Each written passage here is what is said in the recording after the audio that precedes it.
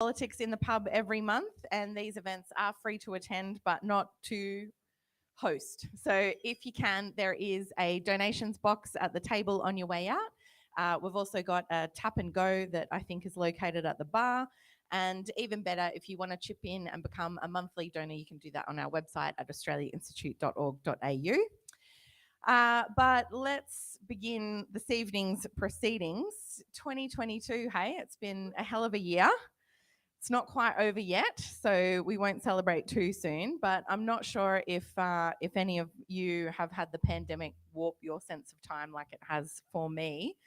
But I really had to Google what happened at the beginning of this year. I couldn't remember if it was this year or last year or the year before that even. But as it turns out, in January this year, Novak Djokovic was having visa troubles for the Australian Open. I'm not sure if you remember that. Followed closely by the convoy to Canberra. Russia invaded Ukraine, sparking a humanitarian emergency, as well as energy price rises across the globe that have led to a bit of a cost of living and inflation crisis. We had an early budget in March, Economist Christmas, as we call it, at the Australia Institute office, and then obviously our federal election in May, where Australians changed the government and elected a climate supermajority to the parliament. And just thinking a bit more globally for a second, the UK lost not one but two prime ministers in short succession. Not sure if you remember back that far. Liz Truss, in particular, after her unfunded tax cuts for high income earners crashed the pound, which put a spotlight on our very own stage 3 income tax cuts here in Australia. I think that debate still has a fairly long way to go. But those were all the things that I pretty much had to Google to remember. I hope you've got better memories than me, Amy and Krishani. Krishani, I might just get you to come forward a little bit. I feel like you're in the dark there a bit. That's all right. Amy Remeikis is a political reporter with The Guardian Australia and currently helms its popular Politics Live blog. Amy's a regular contributor to The Drum, Insiders, and The Project, so I'm sure she's familiar to many of you, as well as ABC Radio National. And she is, of course, the author of the best-selling book On Reckoning. Krishani Dhanji is a political producer with the ABC's Radio National Breakfast, which I'm sure many of you wake up to, and which sets the political agenda for the day. She was previously a reporter and producer with SBS News in Parliament House and hosted a podcast on diversity in politics, interviewing some of the newest and most experienced MPs and senators on how the chambers are changing to better reflect the real multicultural Australia. She's passionate about all aspects of policy, particularly foreign affairs and climate change, and we are delighted to have both Amy and Krishani with us tonight. Please give them another round of applause.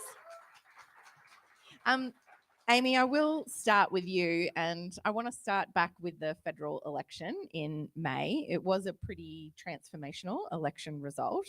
And there was a bit of news out today that there was a secret coalition election review that kind of ruled out, as I understand it, gender quotas. And we do know that the Liberal Party and the coalition was having a bit of a woman problem and still does. I was just going to ask, I guess, about the dynamics of that election and in particular the number of independent women that we saw elected to Parliament. Yeah, I don't think that the coalition has a woman problem. I think it actually has a white man problem. And it hasn't quite reckoned with that as yet. And the women within the coalition are either unwilling, unable, or just going along, incapable. Thank you. I'll take that interjection. Of actually pushing for real change in terms of getting more women and diversity into the Liberal Party. And I'm not quite sure how many harbingers they need before they actually go, maybe we're not reflecting the electorate, maybe we're not telling the story that we want to tell. And I think that is probably one of the key lessons from the election, is that they vastly missed and just were completely blindsided by just how angry the electorate was they did see so much of what we'd been speaking about in the 18 months beforehand as women's issues, as this niche little thing that was happening off to the side, being driven by leftists in the media, that was being, it was a political agenda. And they missed the actual rage of the electorate. Not only that 50% of the electorate was not being taken seriously, but then that climate was a huge issue, that people wanted transparency in government, that people wanted to see actual leadership. And I think Catherine Murphy really sums it up best when she says Scott Morrison is a man with a talent of making big things seem small. And that's what he did, and that's what he did at the election. But because so much of that happened in an echo chamber for the coalition, they were so convinced that people had tuned out of politics and were not at all interested in those niche issues, that they would just scrape across the line. And shockingly, that's not what the electorate said. And the big thing about the independents that we've seen elected is that, 10 years ago, these women would have been part of the Liberal Party. They would have been pre selected in those areas as moderate liberals.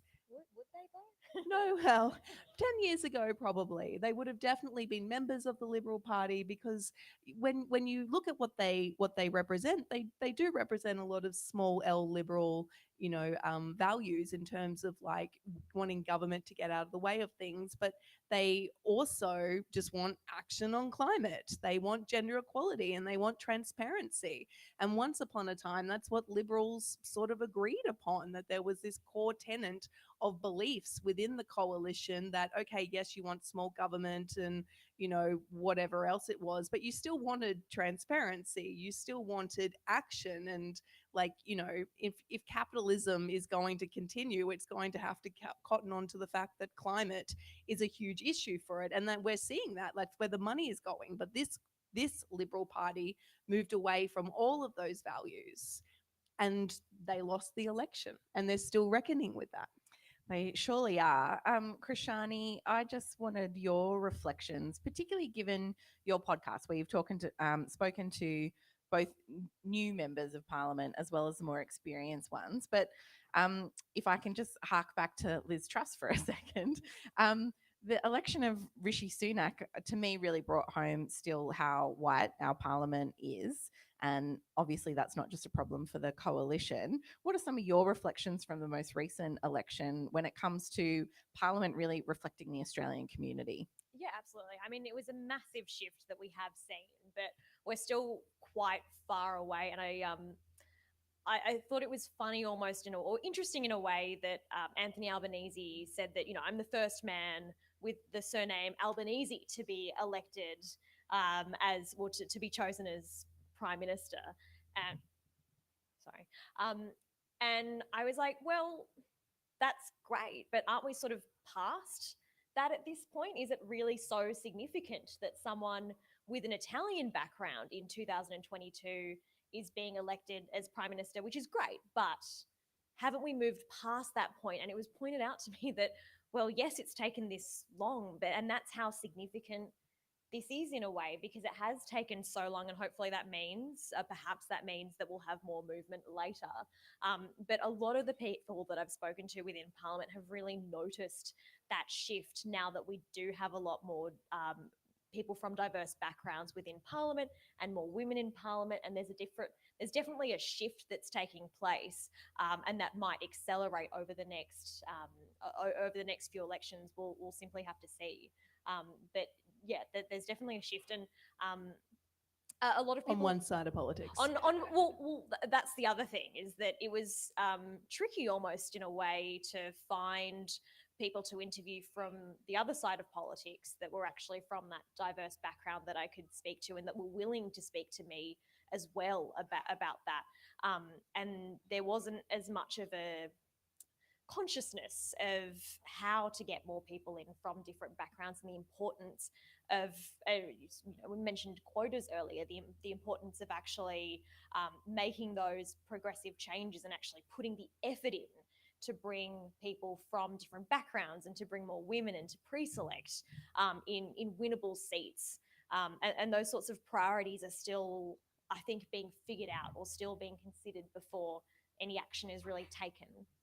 Because like just further to Krishani, I mean, the Greens have been ahead on this, but for Labor, it's been a 30-year project. It started in the 90s where they went, we need to increase women representation within the party. And it literally took 30 years to get to this point where we've almost got 50-50, in the House and the Senate. And There's a clear sort of start and midpoint now that Yeah. you can see the progress. but without a quota, that wouldn't have happened, because the great thing about targets is they can be missed, which we see in the coalition every single time you look at that place. And we're still seeing it in New South Wales.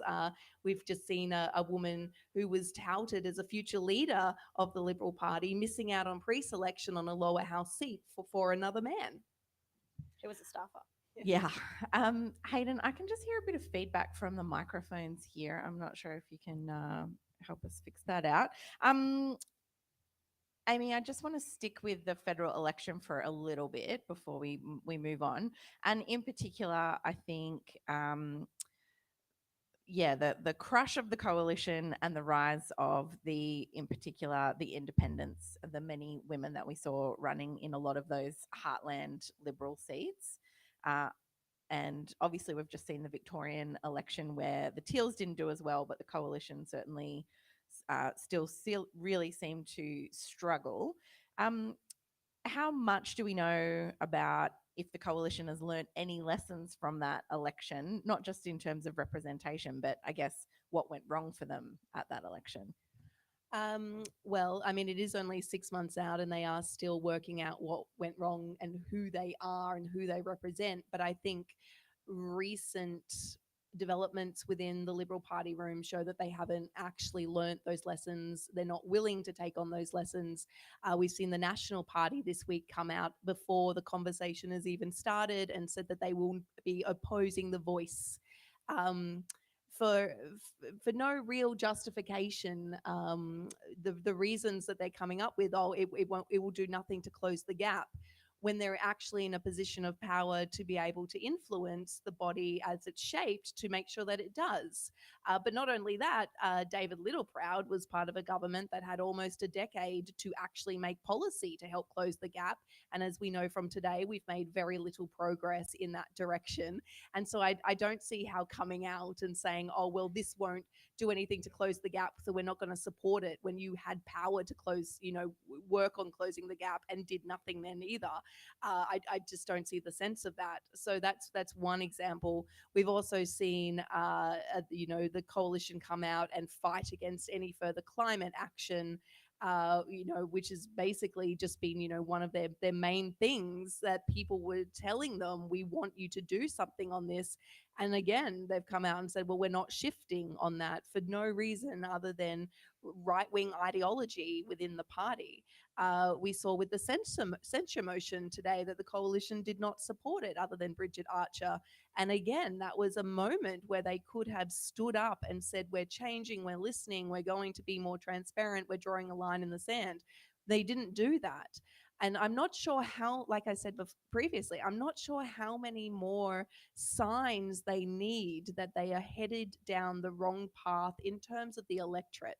I mean, I'm pretty sure that there's plenty of people in this room would be quite happy for the coalition to just, continue on their way to obscurity, and, because stay on the path that they're on so that they're not voted in anywhere. But it is important for democracy to have two strong parties of government, an opposition that is strong and actually holds the government to account. And at the moment, that job is largely being taken up by the crossbench. They're the ones, David Pocock in the Senate, Jackie Lambie, the Teals, or, all of those people who were elected on transparency and on climate change.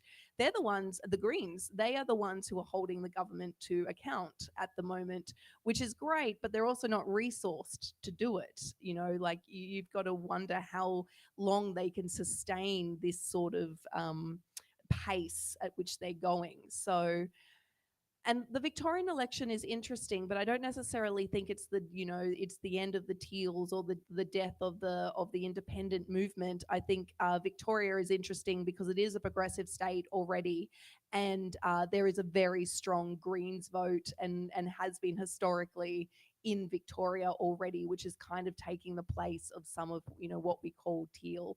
And we don't call them teal because that's the color of their advertising. It's because they're green doses in blue seats. And it's not a new phenomenon either. We did see it in Queensland, where we saw Green MPs take coalition seats, Liberal Party LNP seats, before the federal election, before all of this, something that was seen as unheard of. So these signs have been there for the Liberal Party for quite some time. And it's either like willful ignorance or just listening to the wrong people, Sky News, for example, after dark, where they're going to continue down this path.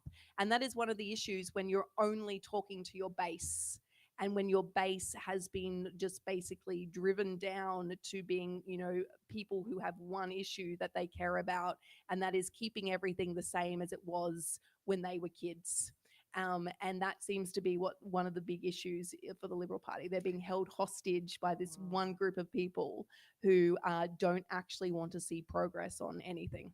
I do recall, actually, speaking of Queensland, that you had to defend Queensland at the last federal election, but they've delivered quite a different result this time around. Yeah, and I will still defend Queensland from the last federal election, because everyone was blaming Queensland for getting Morrison across the line. But you know what? Victoria didn't shift either, and neither did New South Wales, and neither did Tasmania, and neither did WA. So that's right. Krishani, sticking with this just for one more question, the rise of the community independence, the importance of climate and integrity was really huge to that particular election. And the focus, I think, has been a lot on some of those inner city seats, but we've also got, your Helen Haynes in Indi. It is a bigger phenomenon than that. How much has that changed politics this year, do you think? Oh, completely. And I think the thing I was going to mention about what you were saying, Amy, in terms of Victoria, is that a lot of what the Teals, the so-called Teals, did as well was leverage off the image of Scott Morrison and the negativity that surrounded his entire character and his entire government. And so there was a really strong push there against Scott Morrison, that if you're voting for Josh Frydenberg, if you're voting for Dave Sharma, you're voting for Scott Morrison and you're voting for Barnaby Joyce. And that was leveraged in a really, really strong way in the last election. And that's not really something that they could do as much in Victoria, because they already have a government that's a little bit more progressive in terms of perhaps not in in terms of integrity as much. There are a few issues around that space during the campaign, but certainly on climate, they were a lot stronger than what the situation that the federal government was in. So just mentioned that as well. Yeah. But yeah, it's totally changed the space, and I think particularly with the Greens and David Pocock in the Senate, we're seeing some genuine change and genuine negotiation, which is really nice to see. And a lot more back and forth between the government and the crossbench in terms of what policies are actually created. And we saw a real difference in the way that the community stood up. And it wasn't just the Teals, as you said, it was also really interestingly Di Lee in southwestern Sydney, who was hugely successful against a Labor heavyweight, Christina Keneally. And I spoke to her in my podcast, and a lot of that was just, she was the deputy mayor of her local council, and a lot of that was just real local issues, really a really localized campaign, a lot of grassroots work and going to people and speaking to people in the community, understanding what they wanted. I think the Greens did that really successfully in Queensland as well. A lot of those seats in Brisbane had very local issues like the flight paths. Oh no, that is a huge issue. Yeah. Like huge. Like serious, like I'm not even like joking. Like that is the importance, as Krishani is saying, of knowing your community. Yeah. Because like Brisbane doesn't have a curfew on the airport, like on when planes can come in. And so for a couple of years, like the planes stopped, and people who had been used to the flight path stopped being used to it. And so when those flights started up again, everyone was like, Chaos. what is this? It's so loud. And everyone was like, oh, it's always been there. And the Greens were smart enough to be all like, no, we will address that for you. We will take it seriously for you. And what do you know? They get 3 more people in the parliament. Whereas the major parties won't really touch that because it's not something that concerns them as much as the wider issues. And so it's that real localization of politics. And we've seen Helen Haynes and Rebecca Sharkey as well do that really effectively. Helen Haynes, in particular, who is such a strong member of the House of Representatives, and of course has championed the integrity debate, which led to the National Anti-Corruption Commission passing today. Um, So yeah, it's things like that that really do influence the outcomes of politics. And I think that if Helen Haynes in particular hadn't been so hard driving this campaign for the last few years as she has done, and didn't wield so much power within, not necessarily on a voting base, but certainly having that sway with the government and being able to talk to them and say, well, look, this is what the community is saying. And we could certainly see that more. There was I think it was in Victoria, there was a national seat that nearly turned, that was really, really close to being turned independent as well, which is something that you just don't see very often. And so it could definitely, definitely go regional. And of course, we have to pay tribute to the role Kathy McGowan has played with the community independence, which, of course, the seeds of which were laid by Tony Windsor and Rob Oakeshott in the 43rd Parliament, where they showed how instrumental independence can be in making government improve policy. Kathy McGowan took those lessons and has created an entire blueprint on how communities can do that. And we've seen Helen Haynes pick that up and run it. And then we're slowly starting to see change. And I think that's another big lesson out of the federal election. There is a new politics now, and there is no such thing as a safe seat for the major parties. That's gone. And so if the major parties and their MPs are not working every single day to reassure their electorate that they hear them, then they may not find themselves in the parliament, no matter how blue ribbon that seat had been in the past. Yeah, it's a really good observation, isn't it? Because I'm just thinking about the task ahead for the coalition if it wants to get back into government. It's either got to come back for those teal seats, or it's got to find Labor or other seats to get it across the line. It's not an easy thing to abandon your base in sections there. But it did make me think also of those issues of integrity and climate that were so huge at the federal election. And we've seen Labor pass its target legislation, but there's a long way for that to go. And I'm just interested also in your observations, Amy, of the Greens on the crossbench and the way that they're driving Labor as well. Because when we get to the safeguards mechanism argument, to some of the issues that we're seeing be raised about the integrity of Australia's carbon credit system, the climate debate is always pretty red hot, but we're kind of coming back after a decade of inaction. But it seemed to me that the Greens had quite a strong line when it comes to fossil fuel projects. It's really hard for Labor to argue against. I understand that the politics is difficult, but how much of a role are the Greens playing in the shape and the flavour of this parliament as well, and driving those agendas where Labor might be just happy to pass its targets legislation and move on? The Greens are very important in this because they're continuing to drive the conversation, and they're continuing to remind Labor that their target is the absolute bare minimum. It's not, like, it's great Australia actually has a climate policy now, but it's not anything that deserves a cookie when you look at it in terms of like what we actually need to do in terms of action.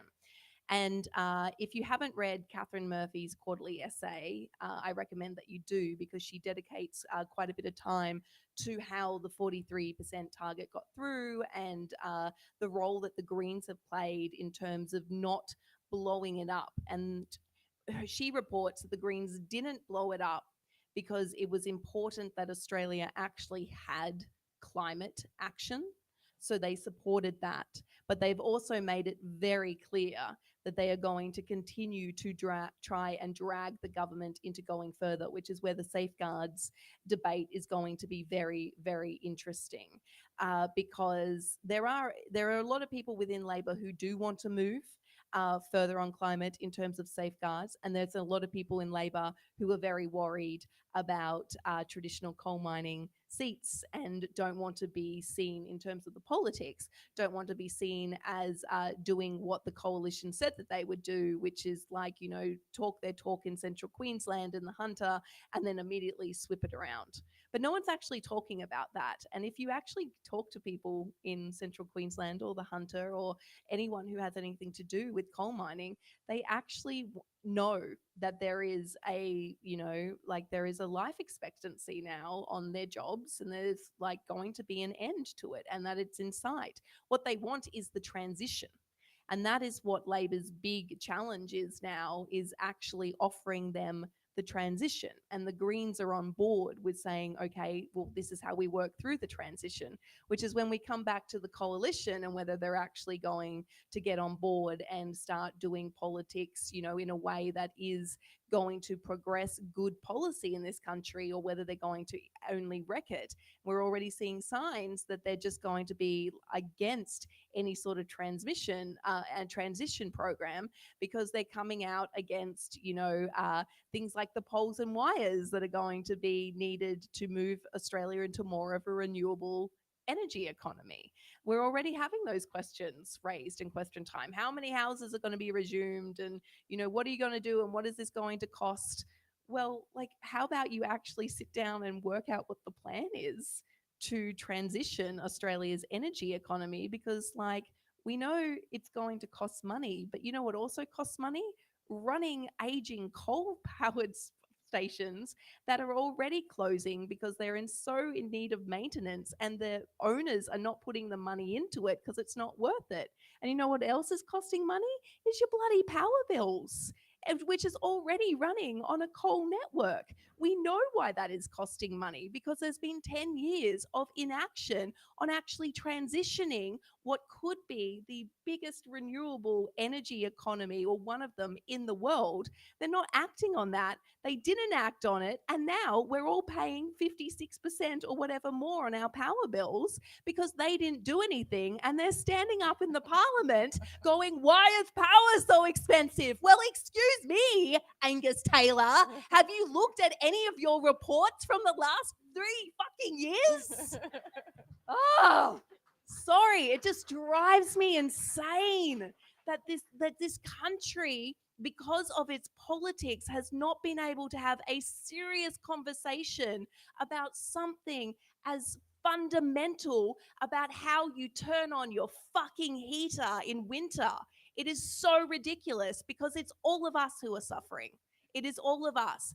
And it's people who cannot afford to pay their power bills, who are the ones who are being talked down to, saying you can't afford to pay your power bills because these guys want to put solar on your roof.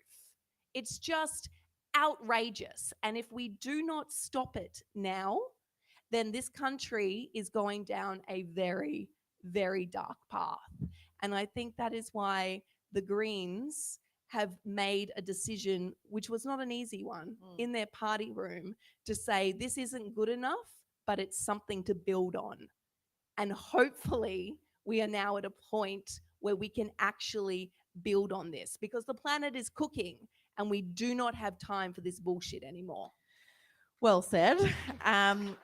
And I think we'll come back to some of that cost of living stuff before we go to questions from the audience. But Krishani, I did want to ask you about the voice to Parliament. We did see this week the Nationals kind of rule out supporting it before there's kind of much detail on the table at all. But it's a very clear priority for the Albanese government. One of the first thing out of his mouth on election night, and it has made it a clear priority. Looking ahead, what do you think the politics of that are shaping up to be? Well, I mean, it's already looking really messy, isn't it? But it's interesting that we talk about detail. And one of the biggest sort of excuses for not wanting to put a position through, or for not wanting to talk about it at all and to try and shift the debate onto something else, is this idea that there's no detail. But Ken White, who's the former Minister for Indigenous Australians in the former coalition government, said this morning that he twice handed to the coalition cabinet the report into the Uluru Statement from the Heart, which has a very detailed model for a voice to Parliament. And so they've had a lot of detail. It's not the exact model that it's very likely not going to be the exact model that Parliament designs, but it is a model that you can look at and say, okay, well, so this is how a voice to Parliament would work. And so when you talk about not having any detail and not knowing what it's going to look like, that's not actually accurate because it's always been there. It's publicly available. I posted the report on Twitter this morning. It's all there. But it's already turned quite ugly, and that's a real concern. And the fact that the Nationals came out this week and the campaign hasn't even started yet, saying that they're going to oppose it, is really tricky territory for everyone to sort of navigate around. And there's been a lot of quite horrible words that have already been said about certain people and between Indigenous leaders as well. Obviously, this is a really complicated issue, and not everyone is happy, and some communities aren't aware of what it is, or they're not happy with how it sounds, or they also don't know the details as yet. And so it's going to be up to the government. It's also absolutely going to be up to the media, to us as well, to ensure that we not necessarily shape, but present the debate in a really respectful way.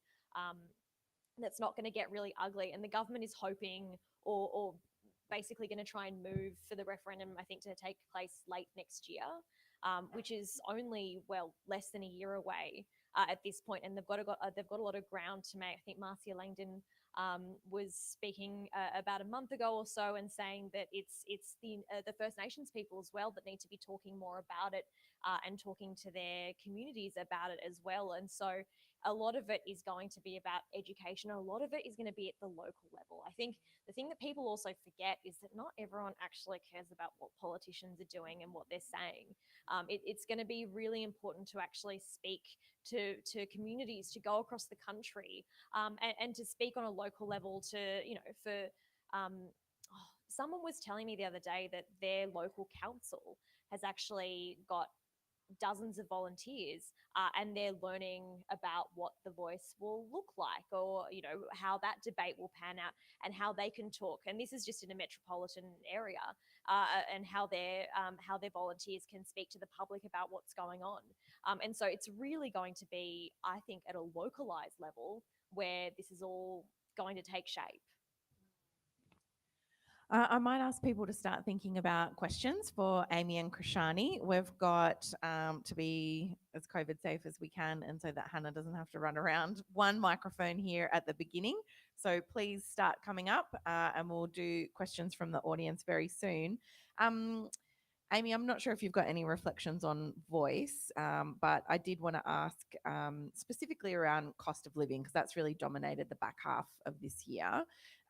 You've mentioned energy prices, which, as you've said, nothing to do with solar panels, everything to do with the windfall profits of the gas and coal companies in Australia. And just a reminder for everyone out there, the Australian Institute bangs on about this all the time, but there is no shortage of gas in Australia. We export about 80% of it. So there's a shit ton of gas, plenty to go around. We're just exporting it all because it's more profitable that way. Similar story there with coal. But one thing that really sticks out to me, obviously this is a key issue. Wages were a key issue, but Labor has to come up with something. It's expected to do something before Christmas on energy prices in particular. But still, New Start is, or what is it now, Job Seeker, still well under the poverty line. There's still so many other cost of living issues that need to be addressed.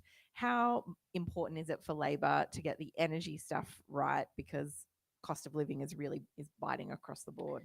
It is imperative for Labor to actually do something on energy now, because it is hurting people quite badly. It's hurting business, yes, and manufacturers, but it is hurting everyday people who are already suffering.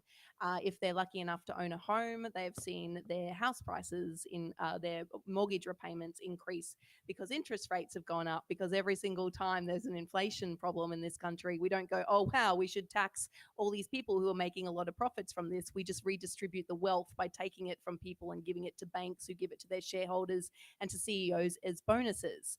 That's just kind of the way everyone just goes, yeah, we're solving inflation. And that's just the way it's always been. So why change that? So we're seeing people who 6 months ago are now paying, $1,000 or more in interest repayments to their bank. We know that the price of food has gone up because there's been a lot more natural disasters in this country, and that increases the price of food because it cuts supply chains and it also wipes out crops, and so that puts the price up on everything. So you're literally seeing everything go up, and your wages haven't increased in real terms over the last 10 years. Again, as Groggs has pointed out from the Australia Institute many, many times, profits are sky high and wages are down here. But apparently it's going to destroy the economy if people get a couple of dollars extra each day in their pay packet. So we're seeing a lot of pressure put on everyday people. So it is imperative that Labor addresses energy prices, and Cabinet doesn't seem to have made a final decision yet, but we know that it's probably looking at price caps, and that it just needs to kind of work out with states like Queensland some sort of compensation for what they're going to miss out on while they do those price caps. But it's just, let's hear it for regulation. yeah, let's hear it for regulation. And again, like it's quick decisions that have been made politically. I mean, one of the reasons that we're having such issues with our retail power prices is because the states, by and large, Queensland didn't, but the states, by and large, have sold off their power assets, and we're told that was going to lower power prices for people because that's what capitalists do. They are absolutely concentrating and focused on lowering prices for customers because they do it out of the goodness of their heart. But yeah, that's been the argument that there's been made in this country for a long time. So it is imperative that Labor does something because it is actually hurting people. In terms of the cost of living, though, it's not going to go down anytime soon, and there needs to be a further conversation about what we actually do moving forward, because inflation is going to be a problem for quite some time. And the way that we're going, if we continue to just take away money from people who don't have that money, we are kind of just teetering on then going into a recession. And that tends to be what happens when you put all the brakes on fiscal and monetary policy and stop spending money and start taking it from people to try and convince them to stop spending money, is that all of a sudden they've run out of money because there is no help. And just on job seeker, I will just say poverty is a political choice. There is absolutely no reason for this government not to raise the rate other than they are choosing not to. And you may hear a lot about, oh, there's budgetary constraints and all the rest of it. It is bullshit because governments can still borrow money quite cheaply. We're already pretty much in debt. It doesn't actually matter. They could raise the rate and allow people in poverty to live a life with dignity, and they are choosing not to. So do not make the mistake that because people you voted for are now in power, thinking all the problems are solved, because they are absolutely not. And if you do not keep the pressure on, we are not going to see the change that is so desperately needed in this country. Yes. As Richard Dennis is always fond of saying, it's funny how we can't afford to increase job seeker, but we can afford $250 billion of stage 3 income tax cuts, mostly going to high income earners. I can see we've got a couple of questions here. Just a reminder before we begin, if you can make sure that they are questions and not a speech, we would very much appreciate it. First question, thank you. I'm Patty. Hi. My question relates to the future of the Liberal Party and the need for a strong opposition. The Liberal Party continues to lurch to the right, and today they chose not to draw a line in the sand. What do you see as the future of the Liberal Party, and are they going to split, continue to be an opposition, or will something else fill the void? crystal ball. Yeah, crystal ball. I mean, to give the Scott Morrison answer, the future of the Liberal Party is a matter for the Liberal Party. And I'm not sure anyone can actually answer that. But in all seriousness, that is actually true. There is a debate going on in the Liberal Party at the moment about who they represent and what they stand for. There's not a lot of moderates left in the Liberal Party. Bridget Archer stood up today and said that she is a Liberal, and that is why she is voting for the censure motion, because Liberals believe in democracy and they believe in trust in democracy, and they don't, this power grab, she couldn't actually see any justification for it.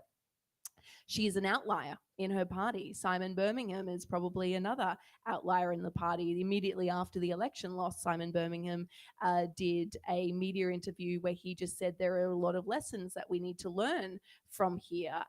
And it doesn't seem like they're learning those lessons, because they immediately appointed Peter Dutton as the leader of the Liberal Party. And while he's going through a little bit of an image change and he's trying to stay silent, and Susan Ley has actually been basically anointed the chief attack person on the Liberal side to give Peter Dutton some space, we're not seeing any changes in policy. And so the Liberal Party are going to continue to try and work out who they are. But I don't think they actually have a lot of time, because there will be another election in a couple of years. So far, it is only 6 months in, but so far there is there is congenial cooperation between the government, the Greens, and the crossbench, and there is open consultation for the Liberals or the Nationals to come on board and consult or contribute to policy that Labor is making. And we're not seeing a lot of that. We did see the coalition vote for the Integrity Commission today, but the deal that was struck was that public hearings were, only under exceptional circumstances. So there's not a lot of signs at the moment that the Liberal Party is changing. And what does that mean for the future of Australian politics? Someone else will step up into that void. And whether it is a more progressive party is still to be seen. But if the Liberals don't actually start acting like an opposition, somebody else will. Krishani, did you want to add anything to that? I think the only thing I would say is that there's also the potential scenario that Labor gets itself into such a tricky position that people don't see them as electable anymore, and that they potentially set, forget, and then go back to the Liberal Party. And there is a potential scenario that happens as well, because you don't win elections. Sometimes you also lose elections. And so, but they have some very serious questions on their hands at the moment. And I think I read a headline the other day, which was like change or die. And it's kind of like that for them at the moment. I mean, you've just seen two really decisive elections in the national election and then the Victorian election, where people rejected a lot of those fairly conservative policies that they brought to it, and said, well, I'm not particularly happy with that. And so if they don't learn, then they certainly do. But yeah, I don't know. I don't have a crystal ball. I don't know what I particularly enjoy, though, with all the right wing media sort of commentary on this, is that they take empirical facts, which is people are voting more progressively, and they go, the answer is to go further to the right. That's what you need to do. Stop all this wokeism and go further to the right. And you're like, okay, cool. Kind of hilarious. Yeah, like, cool. Can you read? But like that's fine. Like, you do you, babes. Next question, thank you. Hi, my name's Caroline. Just a question relating to the media role in the energy debate and the renewable energy future of Australia. A statement first. My daughter runs the big battery in South Australia that keeps the grid stable every time a tower gets blown over by a storm in South Australia. There are many, many young engineers and scientists in Australia who are working now to build the energy system of the future. It is actually happening. Snowy 2 is happening despite its delays, and we're getting a massive wind turbine energy, hopefully off the sea, with impacts on marine environment taken into account. What scope does the progressive media, and obviously we've got the ABC and Guardian here now, have to tell the positive stories and move out from the debates of the last decade, which are focused on lib lab, gas, coal, getting nowhere, the same old boring debates, when our children are now building the renewable energy future. The kids in their 20s and 30s are doing it now, and they need positive support and they need promotion. So I'm challenging the ABC and the Guardian to feature young men and women that are working in the renewable energy sector. Are you able to do that?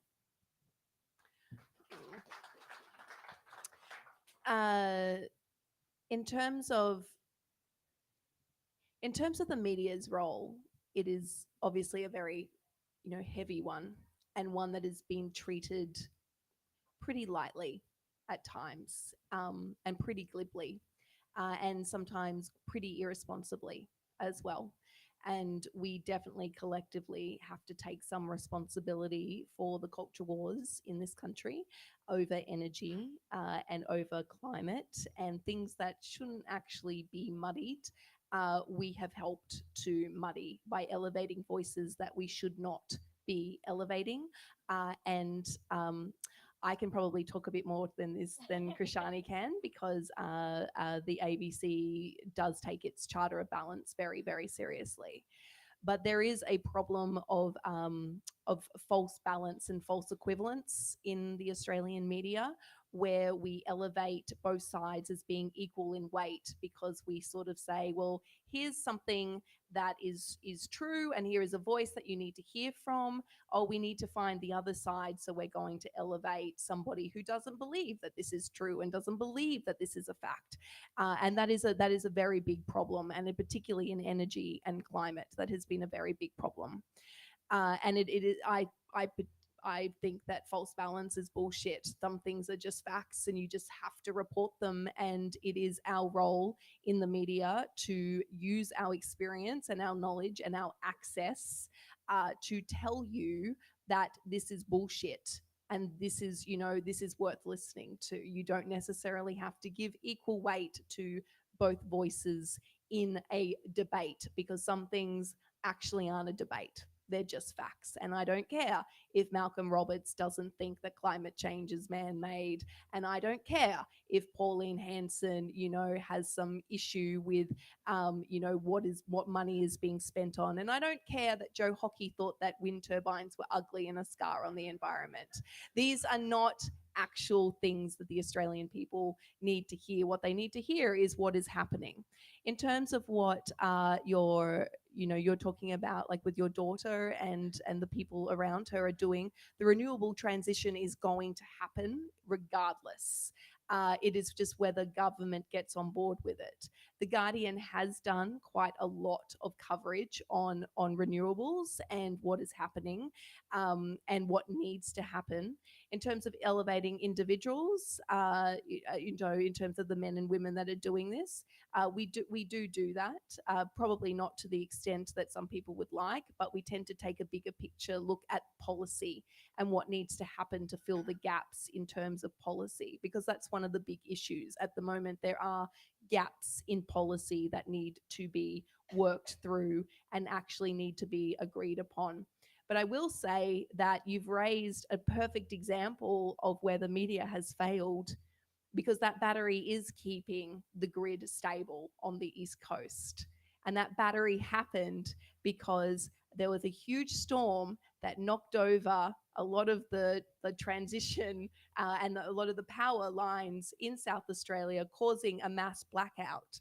And people blamed the shift to renewables rather than blaming the fact that there was a giant fucking storm that knocked out the link that meant that they couldn't get power from the rest of the grid to South Australia, which is why that battery came into creation. And it is a perfect example of why we need to actually just stop with the bullshit and tell the story of where this country needs to go in its energy transition. So. And I would say that despite, what we have heard in the media for the past decade, there are fewer massive success stories than Australia's renewable energy system. It just keeps getting cheaper and cheaper. no matter what the government tried to throw in front of it or the barriers that we put in place. And now we've got storage coming online and other things as well. You're right. It's a massive success story. Krishani, did you want to say anything on that? Or we go to the next question. We can go to the next one. Yeah. I've got two more questions here. If you want to just ask them one after the other, and we'll address both of them, and then I'll have one more question to wrap up. Thanks, sir. Hello, my name's David. A lot of the situation we're currently in, I think, is because of the power of unions. Unfortunately, right-wing unions like the Mining Council and the various other business organisations. And millennials seem to have accepted that and don't join labour unions. How do you get them to engage and actually start looking after themselves, as it were? Thank you. And Sarah, if I can get you to ask your question as well. Hi, my name is John. Interestingly, similar question. I was just going to ask about the idea of lowering the voting age to 16, which I think if we really want to get things moving is a pretty effective way to do it. If you look at the demographics and the way millennials and what Gen Z seems to be heading towards, if you want to wipe out the Liberal Party, that'd be a really effective way to do it very quickly. That's a big assumption in there at the end there. But so the first question was around, I think, the power of right-wing unions in some of the problems that we've been discussing in energy and how we can perhaps revive that. And the other question around lowering the voting age. Take your pick there, Krishani. Both very interesting and very topical issues. I'm going to go with the voting from age 16 one because I was very, might not have guessed it, but I was a bit of a political nerd during high school. Are you a millennial or Gen Z? I think I'm just a millennial. Right. Yeah. So I'm you're like on the cutoff. My okay. boyfriend, who's 4 months younger than me, is a Gen Z. So that's like the kind of gap that we have. So yeah, absolutely. I mean, I think the complication is that with compulsory voting in Australia, it's hard sometimes to get 16-year-olds or 17-year-olds to actually make sure that they get to the ballot box. But I think that we've heard scenarios where we could have voluntary voting between 16 and 18, and then compulsory voting from 18 upwards, which would be great for a lot of the people, for a lot of the young people that are really politically aware and politically engaged and are having these conversations at home or in the schoolyard, and want the right to be able to voice those. And there are so many issues that affect young people, and they don't have the means to actually, or the power to actually make that known, because politicians, sometimes they say they care, but they don't necessarily care because, well, a 15-year-old or a 16-year-old isn't the one that's voting for them. It's their parents that are, or it's their grandparents that are voting for them. And so there's often a tailoring of messaging, of policy that relates to some of those older generations rather than the young people as well. And so potentially by switching and moving that threshold back a little bit, perhaps we have a little bit more engagement with younger people. Perhaps we elect younger people as well. It's a rare sight that we have a really young person that's in the parliament, and we do have different opinions, don't we? Claire Chandler's a young person. That's a good point. Yeah. But yeah, if we look at sort of changing, I mean, I think in the US they just elected a 23-year-old, which is pretty phenomenal. And so young people were quite, I think, decisive in the recent election outcomes in the midterms there as well. Yeah, absolutely. And so if we started seeing more of that in Australia, that would certainly change the dynamic a little bit, and hopefully change the conversation a lot as well. Sometimes the government just doesn't have that much to say about young people, and so they don't engage young people, and that perhaps does need to change. And again, just to hark back to the voice, when you think about the last referendum, constitutional referendum in this country, it was 1999. And so a lot of the truisms that we think about referendums don't necessarily hold true with how we vote now, because we know that younger people aren't rusted on. They don't listen to what political parties are telling them to do, because they're not members, or they're not true believers. They vote with what their own belief system is. And that means that with the Nationals already pulling out of the voice, and with the fact that there is a very big possibility we will not have bipartisanship on the voice, it may not necessarily mean the death knell for the voice referendum, because we know young people vote differently, and we also know that millennials are now equaling baby boomers in terms of institutional power in this Finally. country. It's over for everyone. But we still don't have houses, but that's cool. But and that doesn't necessarily mean like, yay, every millennial votes progressively, but it does mean that like there is some sort of systemic institutional change in power happening in this country for the first time in quite a few generations. Because again, sorry to the Gen X's and Grogs again, but like you guys were kind of hopeless on that front. So great music, but like, what have you done politically? I'm sorry, Scott Morrison's one of yours. So it's true, but in terms of institutional power changes, we're starting to see more of a change now. So, and we're also seeing Don Farrell, who's got carriage of this issue within the Labor government, saying that he's open to it. And Dr. Monique Ryan is going to be moving on this issue in the next parliamentary year. So we could actually see 16-year-olds allowed to vote. And given that they're the ones who are going to be inheriting the cooking planet, they probably deserve to have a say in how policy runs on that. So, and in terms of the question of right-wing unions, that's a really tricky one, because again, that has been a very, very, very long project that started probably with the Accords, which started undermining union power in this country. And Jared Henderson probably can't claim a lot, but he's been part of a project that has systemically undermined union power in this country.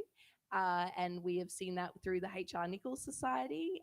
People who are a part of that society are now in some, former treasurers or political leaders, and have worked to undermine union power in this country, where we've gone from something like 85 or 86% of workers being in unions to 14%. And yet the media also has a role to play in this, because when we talk about unions, we don't talk about the business lobby groups as being a union. We talk about them as being lobby groups, and as being like very, very sensible people to listen to, when you're right, they're unions. They represent businesses and clients and members, and they have a very neoliberal agenda, which is to raise profits and raise the interest of their members over that of the workers. And so in terms of how you address that, I mean, there's one of the big issues with the IR bill that has gone through, that the Business Council and associated business unions have tried to raise, is that it's going to increase union membership among workers, because they might want to actually take part in things like multi-employer bargaining. And that's going to be terrible if we see more union people within our businesses. It's not going to be a correction that we're going to see in the short term. It's not going to see, I don't think you're going to see a rash of people rushing to join their unions. But I think that if we start to take industrial relations seriously again in this country, if we start to see unions for the workers properly work to advocate for their members, you will actually start to see a natural correction of people thinking that there might be value for them in joining their union. And everyone should join their union. I mean, like, of course I would say that, but the power is in the collective. But I think particularly when it comes to feminized industries, which are some of the lowest paid in this country. We're talking, early childhood education, healthcare, nursing. If you start to see a correction in wages there, you're going to start to see other people saying, oh, how did they do it? Okay, we're going to start joining our union and we're going to start, actually advocating for the worker. So it's going to be another long-term project, but hey, we've all got time. And just to finish up, if I could just ask you very quickly, I guess on your big reflections from this year, when you look back, what are the things that are going to stick out in your head? I'll start with you, Amy, and then we'll finish with Krishani. I think just the biggest reflection for me when I think about this year is just how much the people took back power and took back politics for the first time in a very, very, very long time. And there is a myth that Australians aren't political and don't care about politics. And I don't think that's true. I think Australians care very, very deeply about politics. They had just lost faith for a while that their voice and their vote meant anything. And I think we reached a point where people were able to rise up together and say, we want to be heard on these very important issues, and we are sick of not being listened to. So if you won't listen to us, we're going to force you to. And I think that is really optimistic. And I think it's a beautiful moment. And I don't necessarily mean the result. I just mean the fact that people engaged with their political system again and took it back. And that is not something that should be underestimated or forgotten. Krishani? Damn, that's what I was going to say. I mean, yeah, very, very similar point. I think on the other side of that, just in terms of the campaigning, I think that the way that politicians and parties campaign has fundamentally changed, because suddenly it's not good enough just to be able to lobby off the back of the major party that you're in. It's that you have to focus on issues. And the really interesting thing about this campaign was that it was very much issue based. It was about climate change. It was about women and the treatment of women and respect of women. It was about trust and integrity in politics. And those were three really, really key elements that changed the way the people looked at Parliament and the way they looked at their local candidate and said, well, what are you going to do for me and my family and my electorate and the country? And so that is, what I would say has changed. And I think that was pretty incredible.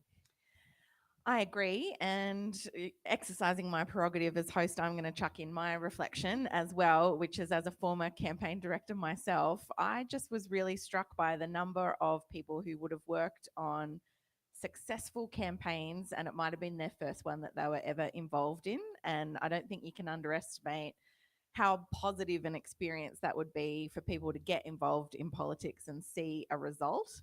And just a bit like Kathy McGowan and those earlier independents have now ended up in all the community independents we saw elected this year. I just can't wait to see what all those campaigners who had like a great time on their election campaign and then won on election night, like that's got to be great for democracy as well. So that's what I'm excited about. Can I please have a round of applause for Krishani and Amy? Thank you for all our wonderful questions tonight. And a big thanks to the staff at Verity Lane Market here for making tonight's event possible. I had the delicious Bao burgers downstairs. If you haven't eaten yet, I recommend. There's lots of great food downstairs. Thank you always to Hannah Brown for organising these events for the Australia Institute, as well as Hayden Starr and Eleanor Johnston-Leake, who did all our AV tonight. Round of applause for our staff. Thank you. And this is our final Politics in the Pub for the year, but we will start them up again next year. So don't forget to subscribe on our website so that you can hear about all our upcoming events. We are talking to Amy's colleague, Catherine Murphy, about her fantastic quarterly essay on our webinar. That's next Tuesday at 11 a.m. You can sign up on our website for that. And if anyone is interested in public education and where we are a decade after the supposed Gonski reforms, tomorrow we'll be doing a special webinar with Finnish education expert Pasi Solberg and AEU President Karena Haythorpe. and we'll be talking about what Australia can learn from Finland's excellent example, where they really put equity at the heart of their education system, and they're top of the pops as a result of doing so. All of those events and more you can find on our website at australiainstitute.org.au. Thanks again for coming out tonight and for coming out all of this year. We love Politics in the Pub, and we love you so much for coming out to engage in all these policy discussions. Thanks very much, everyone.